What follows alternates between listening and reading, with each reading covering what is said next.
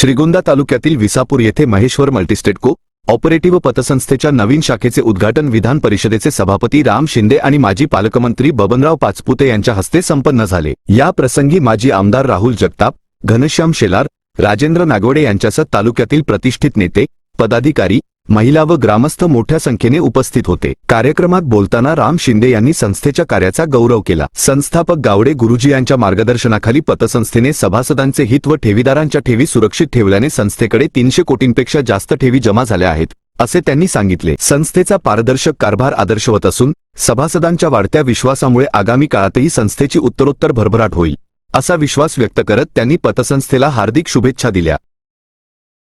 Maheshwar multi-state cooperative पतसंस्थेच्या या विसापूर शाखेचं उद्घाटन झालं। आमचे गावडे गुरुजी यांनी अतिशय चांगल्या पद्धतीनं या पतसंस्थेचं काम केले, सभासदांचं हित जोपासलंय, ठेवीदारांच्या ठेवींचं संरक्षण करतायत।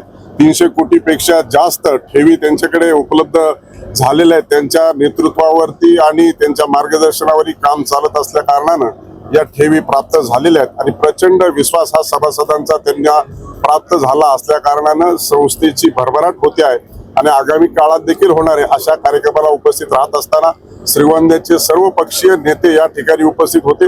मोठ्या संख्येने शेतकरी आणि महिला भगिनी देखील उपस्थित होत्या आणि म्हणून त्यांचं या पतसंस्थेतील कामकाज आणि कारभार हा आदर्श आहे हे मला या ठिकाणी जाणवलं आणि म्हणून त्यांना या उद्घाटनाच्या प्रसंगी उपस्थित राहत असताना महेश्वर पतसंस्थेला मी मनपूर्वक हार्दिक शुभेच्छा देखील व्यक्त केलेल्या आहेत।